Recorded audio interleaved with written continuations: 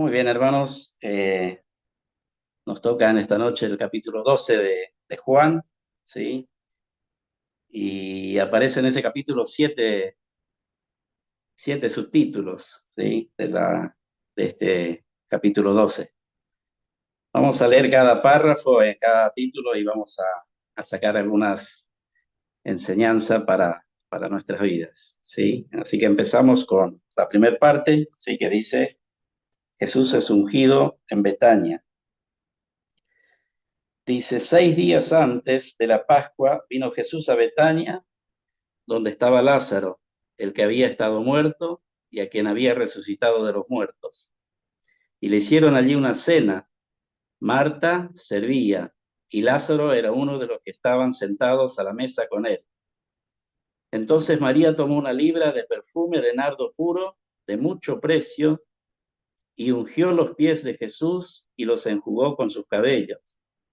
Y la casa se llenó del olor del perfume. Y dijo uno de sus discípulos, Judas Iscariote, hijo de Simón, el que le había de entregar, ¿por qué no fue este perfume vendido por 300 denarios y dado a los pobres? Pero dijo esto no porque se cuidara de los pobres, sino porque era ladrón, y teniendo la bolsa, sustraía de lo que se echaba en ella. Entonces Jesús dijo, déjala, para el día de mi sepultura ha guardado esto, porque a los pobres siempre lo tendréis con vosotros, mas a mí no siempre me tendréis. Muy bien, vemos acá la primera parte de esa lectura, sí, eh, que Jesús se va acercando nuevamente a Jerusalén, ¿sí? Donde iba a ser unos días después crucificado. Y él va acercándose al lugar donde un tiempito antes lo querían matar, ¿sí? Porque los mismos discípulos le dicen que por qué quería volver ahí, si ahí le querían matar, pero Jesús no se preocupaba por eso, ¿sí? Eh, Porque estaba llegando la hora de él, ¿sí? La hora que estaba establecido en la palabra de Dios. Y, y Jesús se acercaba porque él quería estar esos últimos tiempos con sus amados, con aquellos que él amaba, ¿sí? La casa de Lázaro, de Marta, de María y con sus discípulos. Dice que ahí le prepararon una cena. Y, y vemos a Jesús, y que dice que, según algunos comentaristas, dicen que él amaba estar, ¿sí? En comunión con aquellos que le amaban a él, que le buscaban a él, ¿sí? Él se deleitaba pasar tiempos en comunión con aquellas personas. Y lo hacía con gozo, ¿sí? Más adelante nosotros vamos a ver en una parte que dice, la escritura que dice que así como amó los suyos, los amó hasta el fin, ¿sí? Hasta los últimos días de su vida acá en la tierra, él amó a los suyos. Y vemos también el personaje de Marta, ¿sí? Sí, dice que Marta servía la mesa. Marta, como siempre, ¿sí? Preocupada por el servicio, una hermana de ejemplo, ¿sí? No, recordamos que un tiempo antes, que también que Marta estaba afanada y turbada, ¿sí? Jesús le había dicho por qué se afanaba en las cosas que no eran tan importantes, sí, que eran importantes, pero no más importante que escuchar su palabra, ¿sí? Y quizás Marta bien podía haber bajado los brazos, ¿sí? Cuando Jesús le advirtió, pero no lo hizo, ¿sí? Marta siguió sirviendo porque era lo que ella sentía en su corazón. Nos da un ejemplo, ¿sí? Marta. Quizás muchas ocasiones podemos ver a hermanos que sirven un tiempo y muchas veces cuando son quizás reconvenidos o advertidos por alguna cosa, antes de seguir sirviendo con más ganas, por ahí abandonan el servicio. Y Marta no era así, ¿no? Marta siguió sirviendo con esa gana, con ese deseo de ser una persona de bendición para los otros. Pero también vemos a María, ¿sí? Un ejemplo de devoción, ¿sí? A María no le importaba nada más que el Señor Jesús, ¿sí? Porque ella dio lo más valioso que tenía. Dicen los que estudian la Biblia que ese perfume que ella derramó era un año entero de salario, ¿no? Así que imagínense cómo ella amaba a Jesús, ¿sí? Que lo más importante para ella era Dios.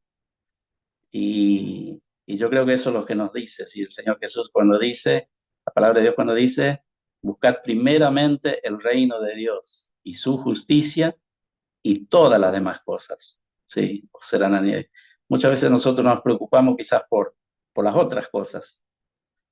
Estamos más enfocados en nuestras necesidades, en aquella cosa que el mundo nos ofrece, ¿sí? Quizás no son necesidades. Y lo vemos mucho hoy en día, ¿sí? Hay cosas que realmente no son necesarias, pero la gente, sin embargo, se preocupa por esas cosas que no son necesarias. Y María no le importó nada, ¿sí? A María, para ella lo más valioso era Jesús, ¿sí? Ella nos da un ejemplo de devoción, un ejemplo de adoración y un ejemplo de importancia que ella le daba al Señor. Y después vemos a Judas, ¿sí? Eh, Quizás muchas veces leyendo así de la palabra de Dios nos asombramos. ¿Cómo Judas pudo traicionar al Señor después de estar 3 años con Él, ver la bondad de Dios, ver la bondad de Jesús, ver sus milagros y ver todo lo que el Señor hacía, tanto por la gente como por ellos? Sin embargo, lo traicionó, dice la palabra de Dios. Pero acá Judas nos muestra cómo el pecado puede afectar el corazón de un hombre cuando no le da importancia a la palabra de Dios, ¿sí? Eh, el pecado es terrible. Dice la misma palabra de Dios, dice que el que hace esclavo, esclavo es del pecado. El que hace pecado, esclavo es del pecado, ¿no? Y eso es, sin lugar a duda, es así. No solamente nos afecta a nosotros el pecado, sino afectan a los que están a nuestro alrededor. Seguramente que Judas, con el comentario que hizo, seguramente había afectado a los demás discípulos, ¿sí? Porque pensar que un perfume de tan alto precio se podía haber vendido y dado a los pobres. Y sin embargo, nosotros vemos que en el mundo siempre va a haber pobres, pero no porque tendría que haber pobres, sino por la ambición del hombre, ¿sí? Y bueno, nosotros vamos a 2 Timoteo, dice que habrá hombres amadores de sí mismos. No le importa.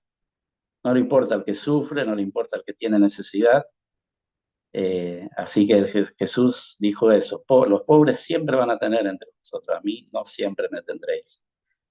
Que el Señor nos ayude para que nosotros podamos siempre tener nuestro corazón receptivo para escuchar la palabra, para que la palabra de Dios nos ayude a alejarnos cada vez más de aquellas cosas que nos afectan. El pecado, ¿sí? Está ahí siempre latente, está en nuestra carne, está muchas veces en nuestro pensamiento, cuando no tenemos nuestro pensamiento ocupado en las cosas de Dios. En la iglesia en Andresito había una hermana que era la directora de la escuela donde yo trabajaba y siempre decía: mente vacía, taller del diablo, ¿sí? Y, y es así. Cuando uno no tiene la mente ocupada en las cosas que Dios nos da, su palabra, sí, dice que todas las buenas dádivas descienden de lo alto del Padre de las luces. Cuando su palabra no está en nuestra mente es bombardeada por el enemigo, ¿sí? Yo puedo dar fe de eso, sí. Yo en una época tuve muchos problemas familiares, sí, y no se imaginan. Siempre digo, cuando pasa una cosa difícil en la vida del otro, uno puede imaginarse, pero no es lo mismo que pasar por esa situación. Y muchas veces nos preocupamos por los hermanos que están enfermos, que tienen enfermedades crónicas. Nosotros podemos imaginarnos cómo es. pero no es lo mismo pasar por la situación que la imaginación. Que el Señor nos ayude, ¿sí? Para que nuestra mente siempre pueda estar ocupada con la palabra de Dios, para que eh, Dios nos ayude justamente y nos podemos alejar cada vez más del pecado. El segundo título, vamos, porque si no la hora pasa. ¿Sí? Segundo título, el complot contra Lázaro.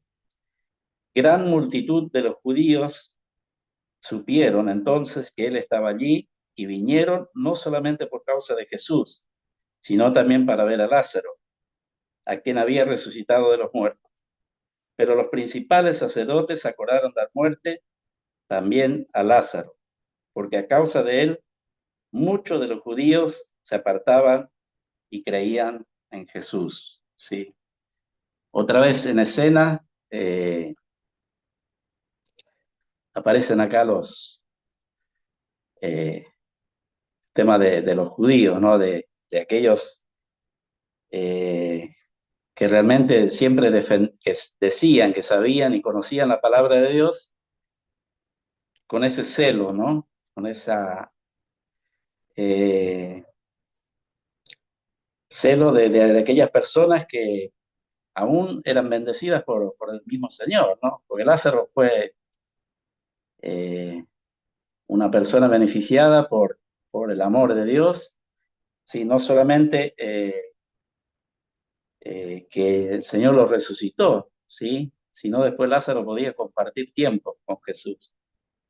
Sin embargo, al ver el crecimiento de la popularidad de Jesús, esos escribas y fariseos que decían que defendían la verdad, que sabían de la palabra de Dios, se levantaban contra todo aquello que los podía perjudicar, ¿sí? Y ellos lo único que hacían, ¿sí? Eran alejarse cada vez más de la palabra de Dios. La misma palabra de Dios dice que había un Mesías que debía venir. Y ellos, porque perdían popularidad, si ya no eran tan bien vistos como solían serlos, con esa pompa que ellos se mostraban, ¿sí? Yo creo que lo que más le afectaba a esas personas era cuando se enteraban que Jesús tenía más aceptación, ¿no? Hay un texto que dice que, eh, no me acuerdo bien cómo dice, pero como que Jesús enseñaba con autoridad, ¿sí? Y no como los judíos, no como los escribas y los fariseos. Para mí que eso fue un aguijón que le penetró a esos escribas y fariseos, ¿sí? Porque no permitían escuchar la verdad, ¿sí? El Señor Jesús los enfrentaba con la verdad y ellos no podían escuchar la verdad porque sabían que no estaban viviendo en la verdad. No sabían que no estaban haciendo las cosas, o ellos por lo menos creían que estaban haciendo como la palabra de Dios les decía, pero al enfrentarse con la verdad de Dios, con la palabra de Dios, ellos se daban cuenta. Entonces ellos tenían que sacar del medio a aquellos que le enfrentaban con la verdad, ¿sí? Que el Señor nos ayude para que nosotros podamos permitir que la palabra de Dios crezca en nuestros corazones y podemos agradecer, ¿sí? Por aquellos hermanos que nos enseñan, que nos advierten, que nos amonestan con la palabra de Dios, como dice la palabra de Dios, que debemos amonestarnos unos a otros.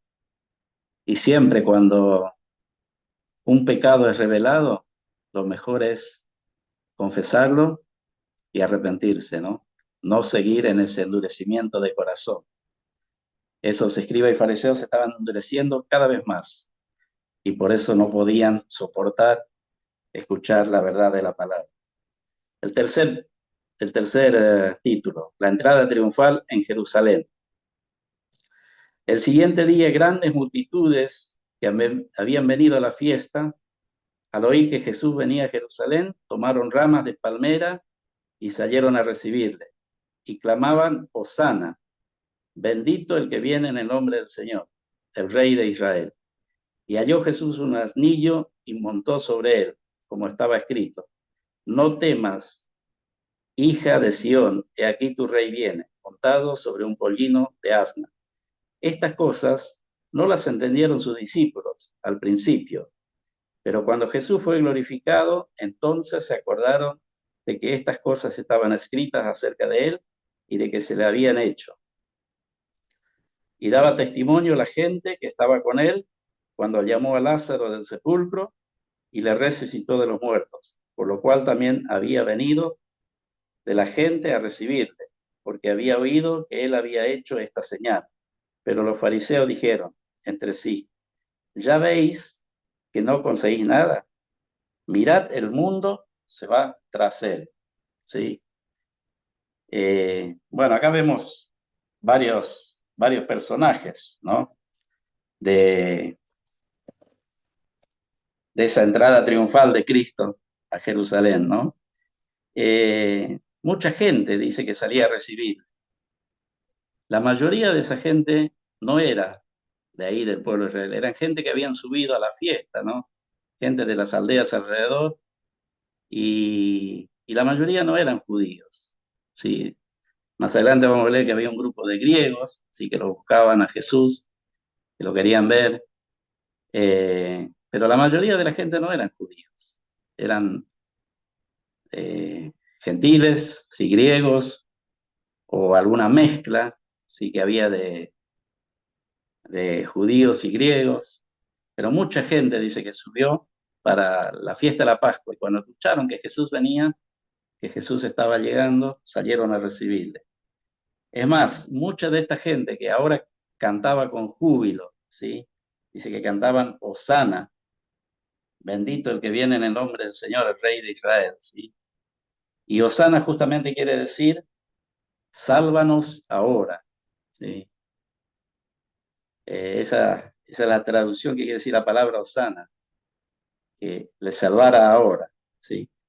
Y ellos reconocían, ¿sí?, a Jesús, le decían Rey de Israel. El pueblo por lo menos pedía tres cosas, ¿sí?, de ese rey que iba a venir, ¿sí? Lo primero que pedían era que su reino viniese pronto, ¿sí?, con su luz y con poder para imponer la sumisión a él. Segundo, que su reino fuese acompañado de grandes victorias para el pueblo. Y tercero, que su reino continuase para siempre, ¿sí? Eso era lo que pedían, pensaban, la mayoría de los judíos, sí, la mayoría pedía eso. Querían que los liberara del pueblo romano, eh, de ese poder que estaba dominando a Israel, ¿sí? Y bueno, pensaban que justamente el Señor iba a venir para eso. Sin embargo, el Señor entró, dice que montado en un pollino de asna, ¿sí? Un animal manso. No entró como los reyes solían entrar a caballo, con toda la pompa, ¿sí?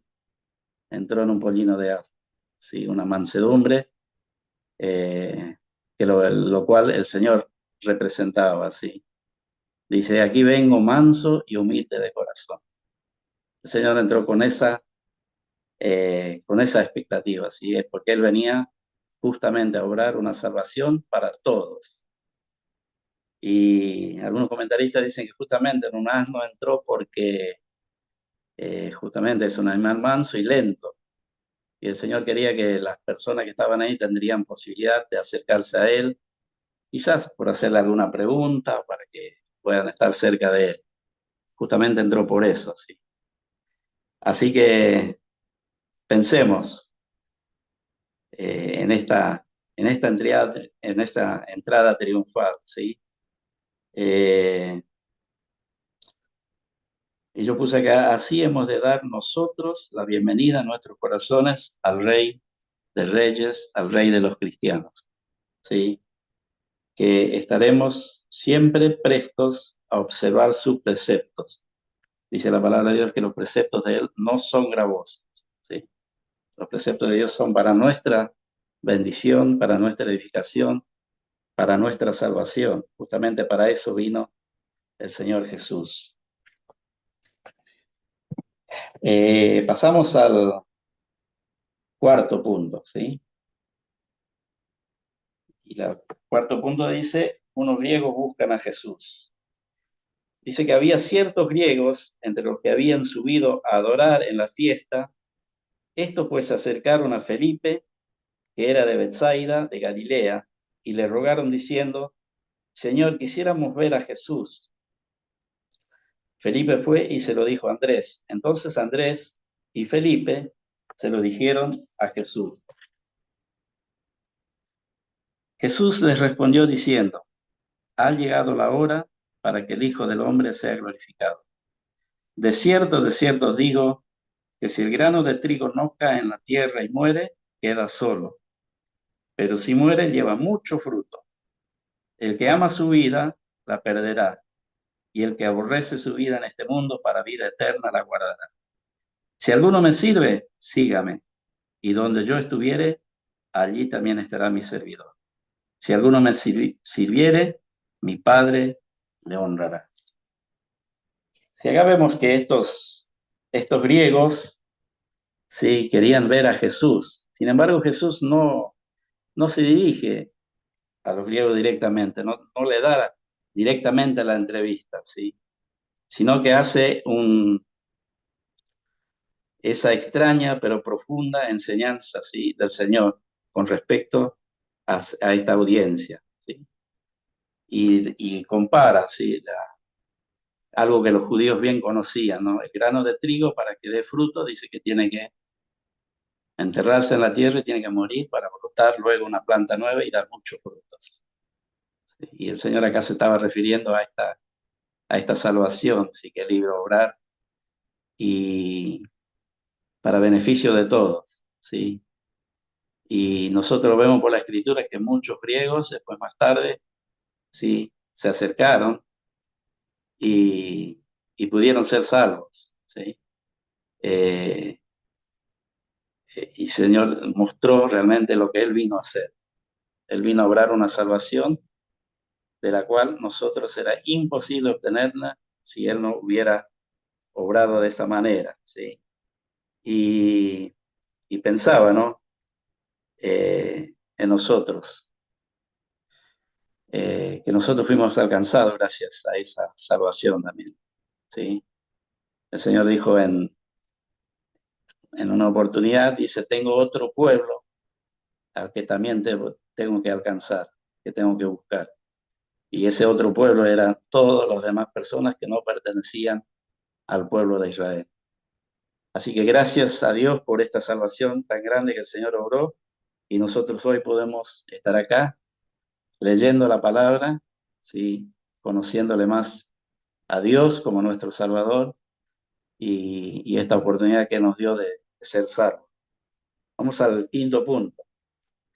Jesús declara la necesidad de ser levantado de la cruz, ¿sí?, de versículo 27 al 36. Y le voy a pedir a un hermano si lo quiere leer. Ahora está turbada mi alma, ¿y qué diré? Padre, sálvame de esta hora, mas esto ha llegado a esta hora. Padre, glorifica tu nombre. Entonces vino una voz del cielo: lo he glorificado y lo glorificaré otra vez. Y la multitud que estaba allí y había oído la voz decía que había sido un trueno. Otros decían: un ángel le ha hablado. Respondió Jesús y dijo: no ha venido esta voz por causa mía, sino por causa de vosotros. Y ahora es el juicio de este mundo, ahora el príncipe de este mundo será echado fuera. Y yo, si fuere levantado de la tierra, a todos traeré a mí mismo. Y decía esto dando a entender de qué muerte habría de morir. Le respondió la gente: nosotros hemos oído de la ley que el Cristo permanece para siempre. ¿Cómo pues dices que es necesario que el Hijo del Hombre sea levantado? ¿Quién es este Hijo del Hombre?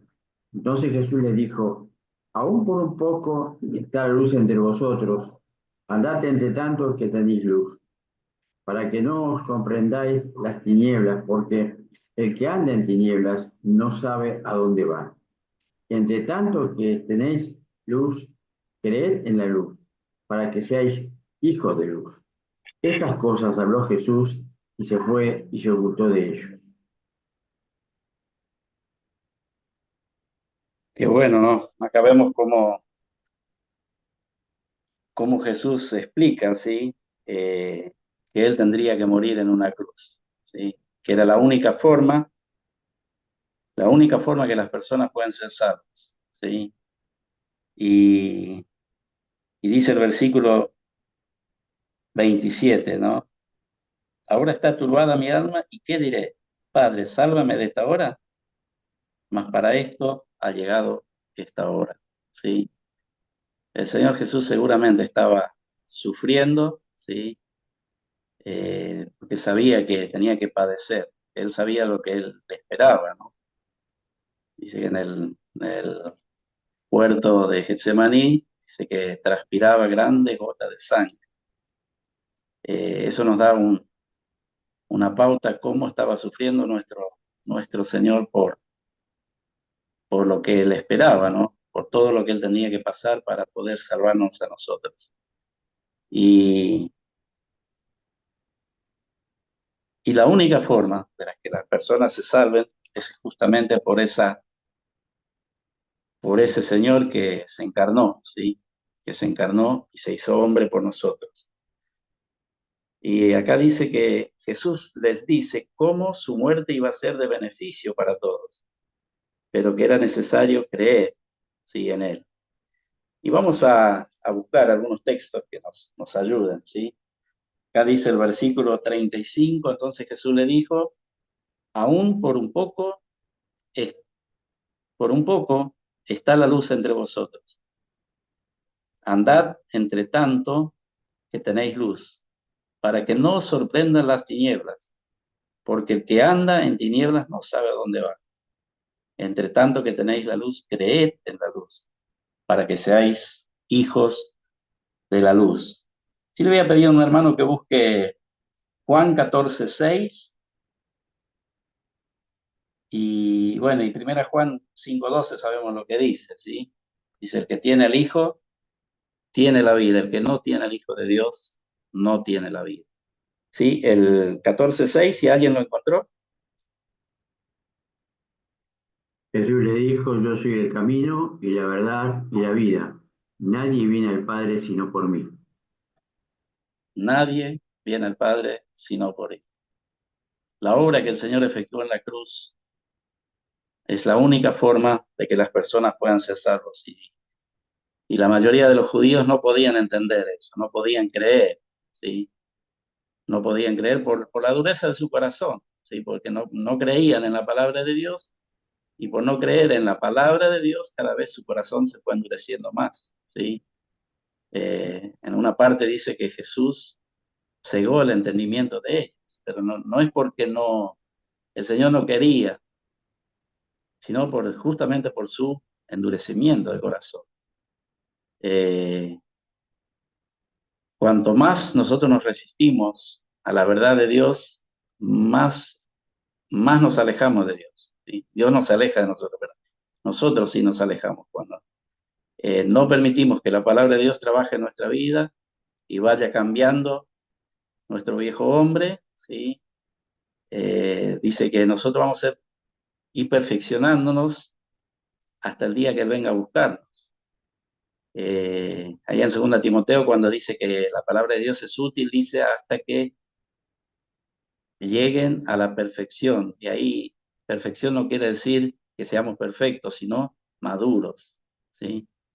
Que vamos madurando cada vez que nosotros permitimos que la palabra de Dios vaya entrando en nuestro corazón. Y bueno, y Juan 5:12, justamente ya lo mencionamos, ¿sí? El que tiene el Hijo tiene la vida, el que no tiene el Hijo de Dios no tiene la vida. Vamos al sexto punto, incredulidad de los judíos, versículo 37 al 43. Dice, pero a pesar de que había hecho tantas señales delante de ellos, no creían en él, para que se cumpliese la palabra del profeta Isaías que dijo, Señor, ¿quién ha creído nuestro anuncio? ¿Y quién se ha revelado al brazo del Señor? Por esto no podían creer, porque también dijo Isaías, cegó los ojos de ellos y endureció su corazón, para que no vean con los ojos y no entiendan con el corazón, y se conviertan y yo los sane. Isaías dijo esto cuando vio su gloria y habló acerca de él. Con todo eso, aún de los gobernantes, muchos creyeron en él, pero a causa de los fariseos no lo confesaban para no ser expulsados de la sinagoga, porque amaban más la gloria de los hombres que la gloria de Dios. ¿Sí? Acá vemos, bueno, un poco de lo mismo, sí que veníamos hablando, que decían que no creían en la palabra de Dios y por lo tanto su corazón se fue endureciendo, ¿sí? Eh, muchos dicen que cuando la conciencia, ¿sí? La conciencia pierde el sentido de conciencia cuando se endurece, forma como un callo, ¿sí? Nosotros cuando trabajamos en el campo siempre se nos hacen callos en las manos y ahí uno toca y no siente, queda insensible. Bueno, dice que así es la conciencia cuando uno rechaza y rechaza lo que Dios nos ofrece. Y la conciencia queda insensible. Por más que muchas veces nosotros nos damos cuenta, pero que está mal las cosas que hacemos, pero como la conciencia tiene esa insensibilidad, no puede recibir la palabra de Dios. Bueno, eso es lo que le pasó a estos escribas y fariseos, ¿no? No podían creer y por lo tanto cada vez que rechazaban, su conciencia se fue endureciendo cada vez más. Bueno, llegamos al último punto, ¿sí? Las palabras de Jesús juzgarán a los hombres. Jesús clamó y dijo, el que cree en mí, no cree en mí, sino en el que me envió. Y el que me ve, ve al que me envió. Yo la luz he venido al mundo para que todo aquel que cree en mí no permanezca en tinieblas. Al que oye mis palabras y no las guarda, yo no le juzgo, porque no he venido a juzgar al mundo, sino a salvarlo. El que me rechaza y no recibe mis palabras, tiene quien le juzgue. La palabra que he hablado, ella le juzgará en el día postrero, porque yo no he hablado por mi propia cuenta. El Padre que me envió, él me dio mandamiento de lo que he de decir y de lo que he de hablar. Y sé que su mandamiento es vida eterna. Así pues, lo que yo hablo, lo hablo como el Padre me lo ha dicho. ¿Sí? Bueno, acá tenemos el resultado final, ¿sí? de, de este endurecimiento. La palabra no encontró lugar en su corazón y esa misma palabra, ¿sí? Dice que le va a juzgar en el día postrero. Vamos a leer Juan, capítulo 1, Juan capítulo 1, Juan capítulo 1, versículo 1 al 5. ¿Sí? Dice, en el principio era el verbo, ¿sí? En el principio era la palabra, y el verbo era con Dios, y la palabra era con Dios, y la palabra era Dios. Este era en el principio con Dios, y todas las cosas por él fueron hechas. Y sin él, nada de lo que ha sido hecho fue hecho. En él estaba la vida, y la vida era la luz de los hombres. La luz en las tinieblas resplandece, y las tinieblas no prevalecieron contra ella. ¿Sí? Esa palabra, ¿sí? Esa palabra encarnada, esa es la misma palabra que le va a juzgar, dice el Señor, porque Él no ha venido a juzgar, Él ha venido a salvar. Vamos a leer otro texto más para terminar, en Lucas capítulo 16. ¿Sí? Vamos a leer unos versículos de la historia del rico y Lázaro, ¿sí? Y quisiera mencionar algunas cosas, ¿sí? Que también tienen que ver con la palabra de Dios y cómo es importante creer, ¿sí? Lo que dice Romanos 10:17, ¿sí? Que la fe viene por oír y el oír por la palabra de Dios. La única cosa que nos puede despertar la fe es la palabra de Dios. Dice el versículo 19, dice, había un hombre rico que se vestía de púrpura y de lino fino y hacía cada día banquete con esplendidez. Había también un mendigo llamado Lázaro que estaba echado a la puerta de aquel, lleno de llagas, y ansiaba saciarse de las migajas que caían de la mesa del rico, pero los perros venían y le lamían las llagas. Aconteció que murió el mendigo y fue llevado por los ángeles al seno de Abraham. Y murió también el rico y fue sepultado. Y en el Hades alzó sus ojos estando en tormentos y vio de lejos a Abraham y a Lázaro en su seno. Entonces él, dando voces, dijo: Padre Abraham, ten misericordia de mí y envía a Lázaro para que moje la punta de su dedo en agua y refresque mi lengua, porque estoy atormentado en esta llama. Pero Abraham le dijo: Hijo, acuérdate que recibiste tus bienes en tu vida y Lázaro también males. Pero ahora este es consolado aquí y tú atormentado. Además de todo esto, una gran cima está puesta entre nosotros y vosotros, de manera que los que quisieran pasar de aquí a vosotros no pueden, ni de allá pasar acá. Entonces le dijo: Te ruego, pues, padre, que le envíes a la casa de mi padre, porque tengo 5 hermanos, para que les testifique, a fin de que no vengan ellos también a este lugar de tormento. Y Abraham le dijo: A Moisés y a los profetas tienen, óiganlos. ¿Sí? ¿Qué le dice Abraham? A Moisés y a los profetas tienen la palabra de Dios. ¿Sí? Y acá podemos ver dos cosas, ¿sí? Que va a haber en el lugar de tormento, que va a haber en el infierno. Va a haber conciencia y va a haber demanda, ¿sí? Conciencia, ¿por qué? Porque él dice en el versículo, tengo anotado acá,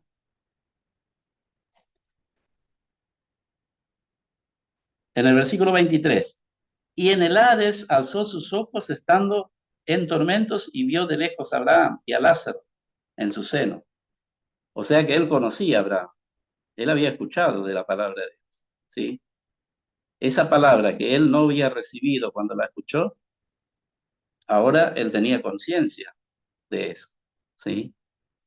Y demanda porque él dice que tiene 5 hermanos, que no quería que vengan al mismo lugar. Pero Abraham le dice: a Moisés y a los profetas tienen. Y yo pensaba en esto: no nos cansemos de predicar la palabra. La palabra tiene poder. Dice ahí en Romanos que el evangelio es poder de Dios, ¿sí? Ahí el poder, esa palabra poder quiere decir dinamita, ¿sí? Una dinamita uno larga en un lugar y transforma el lugar. La palabra de Dios transforma vidas, ¿sí? Así que, hermanos, demos gracias a Dios por su palabra y porque su palabra nos habla en nuestros corazones y nosotros podemos permitir que su palabra trabaje en nosotros para que, como veíamos en este pasaje, nos alejemos del pecado, podamos ser de bendición para otros y esa palabra que nosotros predicamos puedan alcanzar y transformar mucho más almas.